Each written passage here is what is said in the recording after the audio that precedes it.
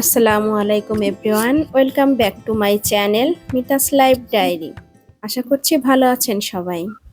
আলহামদুলিল্লাহ, আমিও ভালো আছি। আজকের টপিক হচ্ছে গ্রামের পরিবেশ প্রকৃতি। গ্রামের নদী নালা, তারপরে গাছপালা, পশু পাখি কেমন হয়, কেমন সুন্দর পরিবেশ, সবুজে সমারোহ, সেটাই আপনাদের সাথে শেয়ার করব। দেখুন, এই যে সকালবেলা আমি এখন গ্রামের বাড়িতে, আর এই যে কবুতরকে খাবার দেয়া হয়েছে। কবুতর কি মুরগির সুন্দর একদম খাবার খাচ্ছে। আর কবুতর দেখতে অনেক সুন্দর। আর কবুতরের সাথে মুরগির বাচ্চাগুলো খাচ্ছে, কিন্তু মুরগির বাচ্চাগুলো কবুতর গুলোকে খেতে দিতে চাচ্ছে না।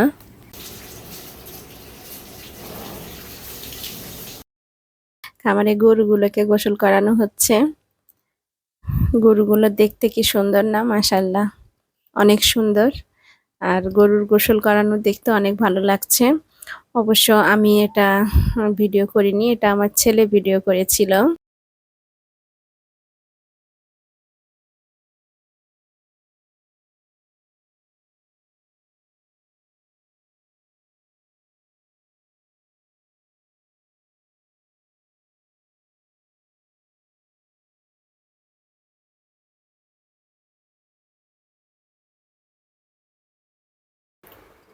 ওই ও গিয়েছিল দেখতে আর ভিডিও করেছিল।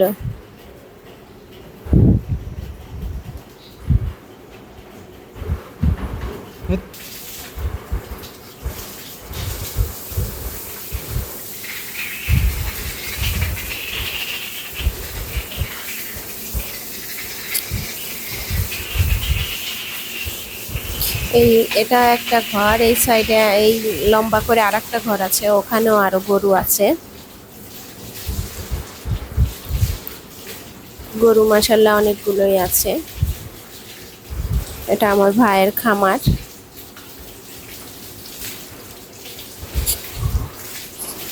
লোকও রাখা আছে, আর আমার ভাইও দেখাশোনা করে।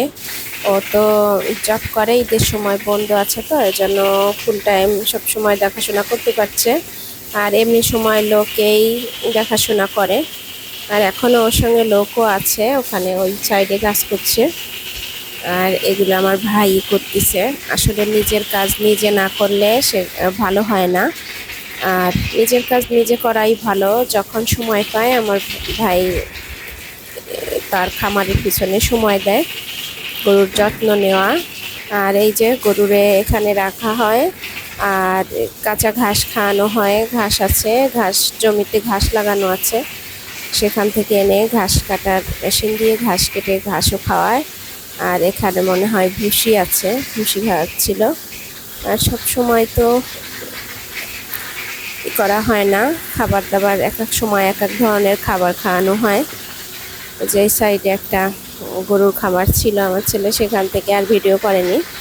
এই এক সাইডেই করছে, এখানে গোসল করাচ্ছিল তো তাই।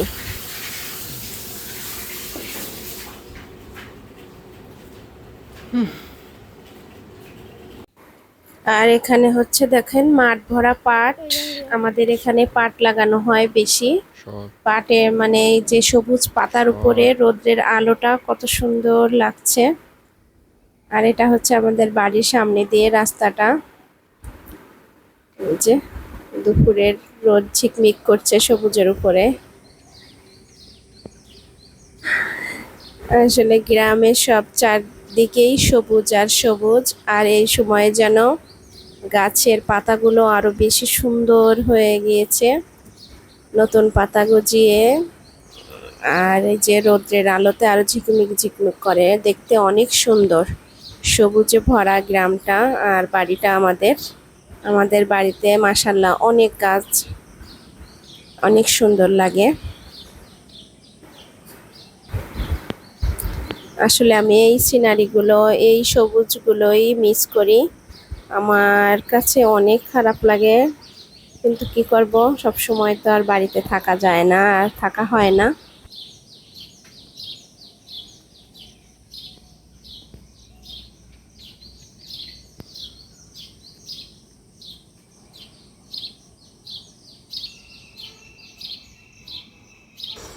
আর এই লেবু গাছটায় দেখেন পাখি উড়াউড়ি করছে, আর কি সুন্দর পাখির কিচিরমিচির ডাকাডাকি শোনা যাচ্ছে।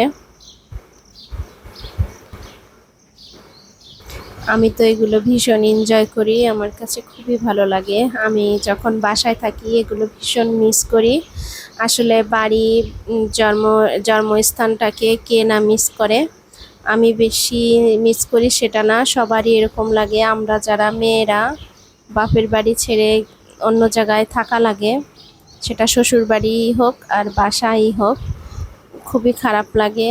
এই এই জায়গাটা, এই বাড়িটাকে আমরা ভীষণ ভীষণ মিস করি, সেটা হয়তো আমরাই বুঝি।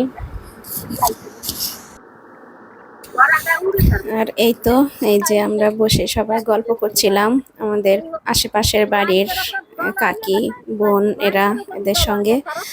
আর এই যে হচ্ছে আমাদের বড় আপা হয়, বড় আমাদের অনেক বড়, আমার বড় ভাইয়েরও বড়, যে আমাদের চাচাতো বোন। তো বলেছিলাম আজকে যাব, অনেক জায়গায় যাইতে চাই কিন্তু গরমে কোথাও যাইতে পারছি না।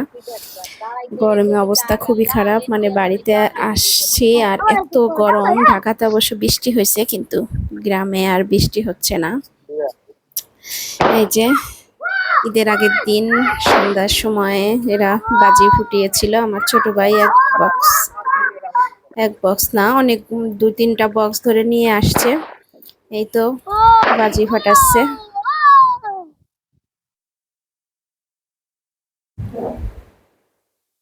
রাত্রের বেলা এটা করছে, ভালোই লাগছে অবশ্য। এটা বাড়ির ভরে না, আমরা বাড়ির সাইডে যে আমাদের জমি আছে, জমির ভিতরে যে এটা করতে হচ্ছে, কারণ কোথায় বিদ্যুৎ আছে কোনো সমস্যা হবে কিনা, এজন্য নিয়ে আসছি এই জমিতে।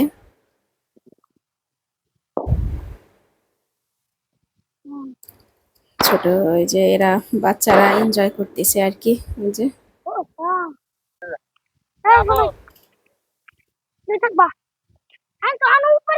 আসলে ঈদ হোক আর কোরবানি হোক, ছোট সময়ে আসলে আনন্দটা ছোট সময়ে বোঝা যায়। বড় হয়ে গেলে আর ওইভাবে সেই ফিলটা আর হয় না।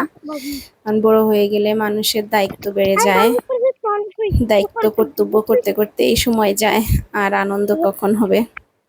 আসলে বাচ্চাদেরই ঈদ আনন্দ। আমরাও যখন ছোট ছিলাম তখন আমাদেরও এরকম কোনো ছিল না, চিন্তা ভাবনা কোনো কিছুই ছিল না, দায়িত্ব কর্তব্য ছিল না, খুবই আনন্দ করতাম। আর এখন আর সেই আনন্দটা নাই, সেরকম ঈদ আর কুরবানি কোনোটাই ওরকম আর লাগে না ছোট সময়ে যেমন লাগতো।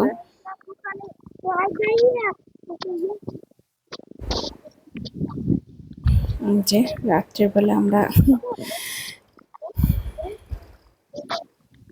বাজি ফাটাইলাম, এখন বাড়ি চলে যাচ্ছি।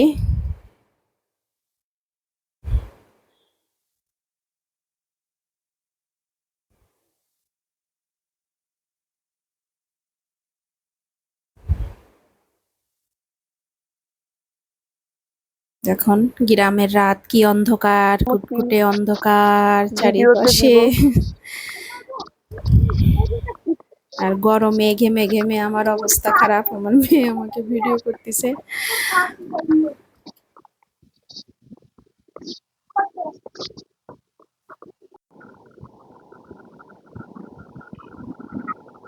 যে আমরা এতদিন কষ্ট করলাম, আমরা বাড়িতে যাওয়ার পরে নাকি ঢাকাতে বৃষ্টি হয়েছে, ঢাকা ভালোই ঠান্ডা ছিল।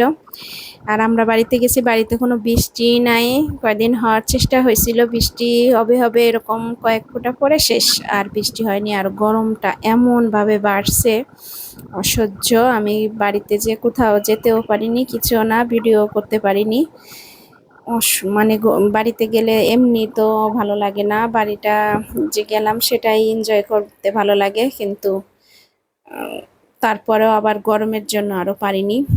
যে আমাদের ছোট্ট একটা নদী, আমরা এটাকে নদী বলি, আর এটা নদীও, এটা হচ্ছে কুমার নদী, কিন্তু অনেকে এই নদীটাকে তুচ্ছ তাচ্ছিল্য করে খাল বলে। এটা নাকি নদী না, নাকি এটা খাল। কিন্তু আমরা জানি এটা নদী, কারণ আমাদের এই নদীটা ছোট হলেও এটা সব সময় পানি থাকে, একদম শুকিয়ে যায় না কখনোই। এই যে বৈশাখ মাসে যে আমরা একটা কবিতা পড়ছি, বৈশাখ মাসে তার হাঁটু জল থাকে, এটা হাঁটু জল হয় না। এটা মানুষ করতে পারে না, এটা নিচে অনেক করে যে নিচটা পাওয়া যায় ডুব দিয়ে গেলে এখানে গোসল করা যায়। কিন্তু এখন হচ্ছে এই সময়টা কচুরি থাকে, কচুরি পানায় ভরা থাকে, এটাই একটা সমস্যা। আবার যখন পানি বাড়বে, আষাঢ় শ্রাবণ মাসে বৃষ্টি হলে স্রোত হবে, তখন এই কচুরিগুলো চলে যায় একদম পরিষ্কার। সে সময় মনে হয় কত সুন্দর লাগে। আমরা অনেক ভাগ্যবান, তাই আমাদের বাড়ির সামনে এরকম একটা নদী আছে। খুব এনজয় করেছি এই নদীটা, খুবই সুন্দর। আমরা ছোট থেকে এই নদীতে গোসল করেছি, অনেক ঘুরেছি নৌকায়, অনেক আনন্দ পেয়েছি, অনেক সৌন্দর্য উপভোগ করেছি এই নদী থেকেই। নদীটা আমাদের খুবই পছন্দ। আসলে এটা যে আল্লাহর রহমত, আমাদের বাড়ির সামনে একটা নদী আছে, ছোট হোক তাও তো আমাদের নদী। আমরা এখানে গোসল করি, আমরা এখানে অনেক স্মৃতি আছে আমাদের। আমরা ছোট সময় অনেক ঝাপাঝাপি লাফালাফি গোসল করেছি। আমাদের মনে আছে যে ঘন্টার পর ঘন্টাও গোসল করেছি। আর এই যে কচুরির সময় কি হয়, নদীটা বাঁধা হয়, কিন্তু এখন তো আর বাঁধেনি, এখন গোসল করে না এই সময় নদীতে। এই যে আমরা যখন চলে আসব, আগের দিন বৃষ্টি হচ্ছিল, ভীষণ বৃষ্টি ওদিন হয়েছে। পরে মেয়ে বলছে না এখন কিছুদিন আবার থাকি, ঠান্ডা হয়েছে বাড়িতে। কিন্তু এখন তো টিকিট কাটা হয়ে গেছে, চলে যাব আমরা আগামীকাল ঢাকা। যে অনেক বৃষ্টি হয়েছিল আমরা বাড়িতে থাকাকালীন আসার আগের দিন।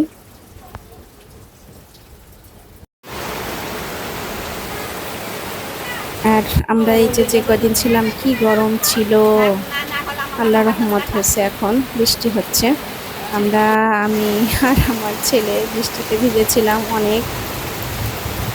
বৃষ্টিতে ভিজার অনেক ইচ্ছা ছিল, কিন্তু আর বৃষ্টিও হয়নি, ভিজা হয়নি। এই তো যাওয়ার আগের দিন সেই ইচ্ছাটা পূরণ হলো। আর অনেক ইচ্ছাই আমার গরমের জন্য পূরণ হয়নি, অনেক কিছুই ইচ্ছা ছিল, অনেক জায়গায় যাব, তারপরে কিছুই করা হয়নি এই গরমের জন্য।